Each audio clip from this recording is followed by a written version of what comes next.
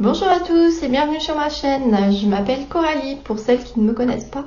Je suis couturière depuis le Covid-19 et j'ai appris avec ma belle-maman.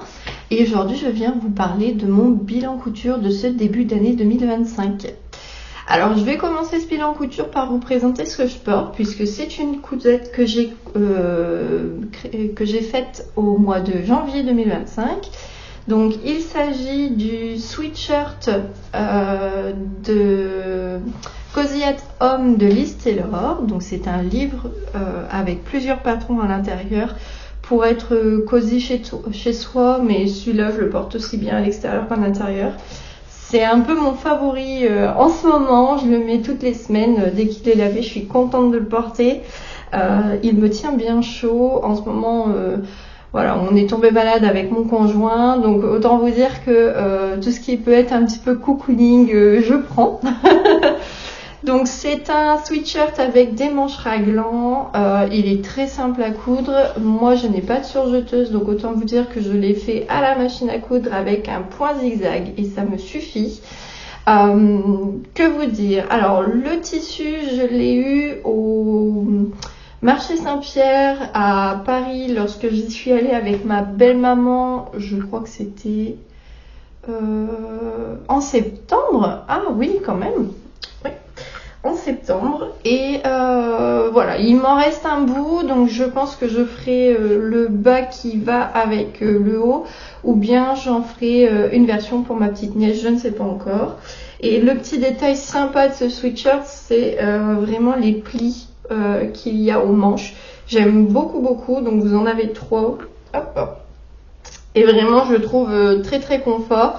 Je n'ai rien modifié au patron, que ce soit la longueur des manches, moi je trouve qu'elle me convient, et la longueur du haut. Voilà, je n'ai absolument rien modifié. L'encolure me convient très bien, et puis le dos est comme ça. Donc ça c'est ma première cousette du mois de janvier. Alors au mois de janvier j'ai cousu que ça. Et par contre je vous avais parlé dans une précédente vidéo que j'avais brodé quelque chose. Alors toujours du livre Cozy at Home de Liz Taylor. J'ai fait cette broderie. Alors oui, vous allez voir tout de suite, il y a eu un couac. Je me suis trompée de couleur pour la grosse fleur du milieu. Normalement, ça aurait dû être blanc autour et noir à l'intérieur. Mais que voulez-vous, c'est comme ça. Voilà, donc cette broderie, je l'ai mise sur une poche qui normalement sera la poche d'une petite valisette. Voilà, mais ça, vous le verrez par la suite. Je pense que je vais prendre beaucoup de temps à le faire, puisque c'est pas urgent du tout. Voilà, enfin tout est fait, ma broderie est thermocollée à l'arrière et vraiment j'en suis très contente. Alors au mois de février maintenant, je vous l'avais dit je crois que c'était ma vidéo sur mon carnet couture, j'avais commencé une robe ballerina de la petite Frambise en satin de polyester violet qui vraiment était un fail total. Donc je n'avais plus de robe pour la Saint-Valentin. J'ai décidé de changer complètement de patron et de tissu pour repartir sur des bonnes bases pour avoir ma robe de Saint-Valentin, puisque nous partions en week-end avec mon chéri. Et du coup je vais vous parler de cette robe. Donc je suis partie sur un patron de promo de couture. C'est le patron Léonie. Hop, le patron de la robe Léonie. Alors c'est une robe que je couds toujours en taille 40, alors que par exemple ballerina ce sera plutôt une taille 42. Voilà, j'ai plutôt des hanches et là franchement comme ça ne sert pas aux hanches, c'est plutôt sympa. Pour vous parler du tissu, donc il s'agit d'une mousseline que j'ai eue au tissu des Ursules et d'une viscose noire pour la doublure que j'ai également eue au tissu des Ursules. Donc elle est doublée, que ce soit le bas, le haut, il n'y a que les manches qui restent transparentes. Ça c'est vraiment un souhait de ma part. Au niveau de la difficulté de ce patron, eh bien écoutez, c'est ma 3e version. Donc je connais à peu près la marche à suivre. Donc forcément c'est plus simple quand c'est comme ça. Alors je voulais au départ vous tourner une vidéo du montage de cette robe, j'avais fait des rushs etc sur la découpe du tissu, l'assemblage de la doublure avec le buste etc. Autant vous dire que j'ai filmé ça avec mon téléphone et les vidéos ne veulent pas se transférer sur mon ordinateur, donc je suis désolée. Je pense que ça me servira de leçon la prochaine fois, je filmerai autrement. Mais voilà, toujours est-il que cette robe-là, j'étais très contente. On est parti le 14 février du coup à la mer. Et je l'ai terminée, je crois, peut-être 2 jours avant. En fait, ça faisait 1 semaine qu'elle était terminée et j'ai juste eu la flemme de faire bourreler du bas. Donc voilà, c'est chose faite. La robe est terminée officiellement. Je suis très contente. Et du coup, je vous laisserai une petite photo portée de ce jour-là. J'ai une petite veste rose que j'avais achetée et qui fait très bien l'affaire pour ce genre d'événement. Alors toujours pour la Saint-Valentin, je voulais également coudre un petit cadeau pour mon chéri. Alors je vous avoue qu'on n'est pas très cadeau pour la Saint-Valentin etc. Mais bon, je trouvais que c'était plutôt mignon. Il n'avait pas eu de cadeau de Noël le pauvre, donc je me suis rattrapée. Enfin, pas eu de cadeau de Noël. On s'était mis d'accord pour le robot de cuisine. Du coup, voilà, comme je me suis dit qu'il n'avait pas eu de cadeau, la Saint-Valentin, ça rattrapait un peu. Alors, hop, il est coincé. Donc, je lui ai cousu un tablier issu d'un patron que j'ai eu sur Pinterest. J'aime beaucoup aller chercher sur Pinterest des idées de patrons à faire toutes simples. Donc, il se présente comme ça. Alors, je n'ai pas eu de photo du chéri portant le tablier, donc je suis désolée, ce sera moi. Mais voilà, donc le tissu, alors le tissu, la petite histoire, c'est que je suis allée choisir avec ma belle-maman, voilà, je l'ai mis un peu dans la confidence, je lui ai dit, je vais faire un tablier à ton fils, voilà, est-ce que tu veux venir choisir le tissu avec moi? Et du coup, on est parti sur ça. Alors, c'est très rigolo parce que quand je lui ai offert, il s'attendait absolument pas à un tissu comme ça, mais il adore.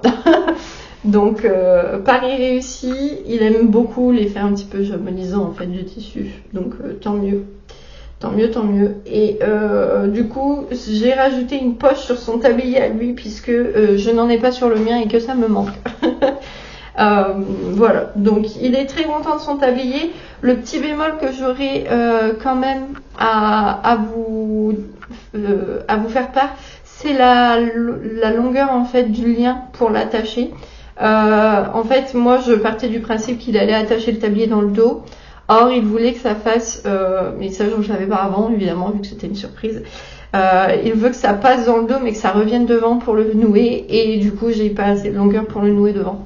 Donc voilà, c'est juste la petite chose à dire sur ce tablier, sinon rien de bien particulier. Sur mon tablier à moi, j'avais mis un nœud à faire, enfin il y a un nœud à faire sur la nuque. Et au final, sur celui-ci, je l'ai pas fait parce que c'est vrai qu'en fait, au bout d'1 an, ça m'agace de faire le nœud dans le dos. Donc voilà, je me suis dit que s'il y avait que celui dans le dos à faire, c'était pas mal et pas celui de la nuque. Et ben, je vais vous laisser une petite photo portée et on va passer à la suite. Alors, au mois de février toujours, une fois que je suis revenue de week-end, j'avais des chutes de tissu. Alors j'avais fait je sais pas si vous vous souvenez, j'avais fait un pantalon de pyjama, toujours du livre Cozy at Home. C'était le pantalon de l'ensemble Lazy Days que j'avais fait dans ce jersey de viscose. Et j'en avais une chute, mais vraiment une petite chute, donc je savais pas trop quoi faire avec. Et j'avais aussi des chutes des tenues de gala de danse que j'avais faites au mois de juin 2024. Du coup, je me suis dit que je pourrais essayer de faire un sweat avec ces chutes. Donc, le voici. Donc, toujours, en fait, c'est le même patron que celui que je porte actuellement. Donc, c'est le sweatshirt de Cozy at Home de Liz Taylor. C'est de la taille 42. Je suis confort dedans. Alors là, j'ai fait une modification sur ce patron-là. Alors ouais, je suis désolée, il est déjà abîmé puisque mon chat a mis un coup de grippe dedans. Donc voilà, on prend du temps à faire de petites cousettes sympas et puis c'est tout, c'est comme ça, c'est la vie, mais bon. Ça m'empêchera pas de le porter. Alors je vous avoue que mon conjoint n'aime absolument pas ce sweat. il aime pas les manches. Il m'a dit ça aurait été de l'uni tout bleu comme ça, j'aurais dit pourquoi pas, mais il aime pas le détail des manches. Bon, moi je l'ai cousu, j'en suis très contente, et puis c'est pas grave, ce sera porté le week-end tranquille à la maison. Et que vous dire de plus? Donc oui, j'ai fait une petite modification aux manches parce qu'en fait j'ai voulu faire un petit peu à ma sauce, c'est-à-dire que comme j'avais cousu celui-ci un mois avant, je me suis dit bon bah c'est bon, les étapes de montage tu les connais. Et j'ai complètement oublié de faire les plis aux manches avant de monter le sweat. Donc je suis arrivée au bout de ma cousette, j'avais plus que le bracelet de manche à mettre et la ceinture du bas du buste. Du coup je me suis dit bon bah tes plis, soit tu essaies de bidouiller un truc, soit tu fronces ta manche et ça fera le job. Donc au final c'est ce que j'ai fait, j'ai froncé les manches, je me suis un peu dépatouillée avec l'écran de montage comme je pouvais, pour essayer de faire quelque chose de joli. Et puis ma foi, j'ai envie de vous dire, avec le motif du tissu, ça se voit pas trop, donc je suis très contente si c'est pas trop uniforme. Mais voilà, en fait à chaque fois qu'il y a un pli, j'ai essayé de froncer un maximum à ce niveau là. Donc il y a 3 endroits où il y a vraiment des fronces et après c'est plutôt plat. Voilà, donc toujours taille 42 et puis monter au point zigzag, moi ça me convient très bien. Et il est plus léger que celui-ci puisque celui-là c'était molleton ou French terry, je sais jamais la différence, mais en tout cas c'est un molleton ou un French terry, alors que ça c'est du jersey, donc voilà. Et enfin, pour terminer le mois de février, j'ai cousu, alors toujours issu d'un patron Pinterest, j'ai cousu une jupe à volant. Alors je vous avoue que je suis déçue. Pourquoi? Parce que en fait je comptais me faire une toile de cette jupe pour la coudre dans mon tissu madras que ma belle-maman m'avait ramené de vacances. Et comment vous dire, la taille n'est pas bonne. Voilà, la taille n'est pas bonne du tout. Donc c'est pas grave, j'ai une petite nièce qui met du 34, elle sera ravie de porter la jupe. Mais voilà, donc j'avais fait une jupe blanche que je souhaitais quand même portable en toile. Et elle sera portable, mais pour ma petite nièce, quoi. Alors, vous remarquez certainement, vu la lumière qui est derrière moi, que cette jupe est transparente. Bon, ça, c'est à chaque fois qu'on coud du blanc. Donc, j'ai essayé de faire une doublure à cette jupe, que ma petite nièce ne soit pas embêtée pour la porter. Mais je sais pas si ce sera suffisant ou pas pour cacher ses sous-vêtements. Donc ça, j'ai envie de vous dire, je ne le saurais pas avant de l'avoir fait porter à ma nièce. Et comme elle habite Bordeaux, ce sera pas tout de suite. Donc j'aurai une réponse plus tard. Mais voilà, elle est très très mignonne comme petite jupe, j'aime beaucoup. Et je me suis... Alors il n'y avait pas d'étape de montage puisque c'est juste un plan de coupe sur Pinterest que j'ai pris. Donc je me suis dépatouillée. Bon, alors les fronces je suis habituée, donc autant vous dire que c'était pas le souci. L'ourlet du bas c'était pas un souci non plus. Par contre la ceinture, du coup je me suis dit que j'allais faire comme sur les shorts et les pantalons Lazy Days de Cozy at Home. Donc moi généralement je fais en fait une ceinture avec là vous pouvez le voir en fait une partie qui est non cousue sur cette ceinture pour pouvoir justement, alors je vais essayer de vous l'attraper, pour pouvoir justement modifier en fait la largeur de l'élastique que je mets à l'intérieur de la ceinture si jamais je me rends compte que c'est pas assez serré ou trop serré. Donc voilà, cette petite ceinture est élastiquée, je pense qu'elle sera très très confort à porter en plus de ça. Donc voilà, très contente de cette jupe, à part qu'elle n'est pas à ma taille. Voilà. Alors vous n'aurez pas de photo portée de cette jupe, je suis désolée, mais pour le coup je ne rentre pas dedans. Et voilà, ma nièce ne l'aura pas reçue à temps pour vous poster la vidéo. Donc voilà, je m'en excuse. Et puis, alors ce bilan couture est terminé puisque je vous ai parlé de vraiment toutes les cousettes que j'ai cousues entre janvier et février 2025. Et maintenant, je vais vous parler du projet qui arrive pour la suite. Donc, il s'agit de la robe ballerina. Je vais essayer de me refaire. Donc là, je vais bien noter que la pièce de la ceinture, je vais la découper en 42 et je vais froncer les pièces du dessus et du bas en 40 pour que ça s'adapte à cette nouvelle ceinture. Et je suis allée au tissu des Ursules toujours me chercher donc une viscose pour pouvoir faire cette couture. Et alors voilà, j'aimais assez la couleur de mon sweat que j'ai fait avec mes chutes. Du coup, je suis repartie sur la même couleur. Donc c'est une viscose uni simple. Alors au début, je voulais un tissu à motif pour faire cette robe. Mais clairement, je veux d'abord voir ce que ça rend en uni pour comprendre s'il faut des gros motifs, des petits motifs, voilà, voir un petit peu comment ça tomberait sur moi. Et voilà, donc cette couleur-là, je pense qu'elle m'ira quand même bien. Et je trouve qu'elle fait un petit peu début de printemps. Donc c'est plutôt sympa, elle est très gaie comme couleur. Donc voilà. Alors, la robe ballerina, combien demande-t-elle de tissu?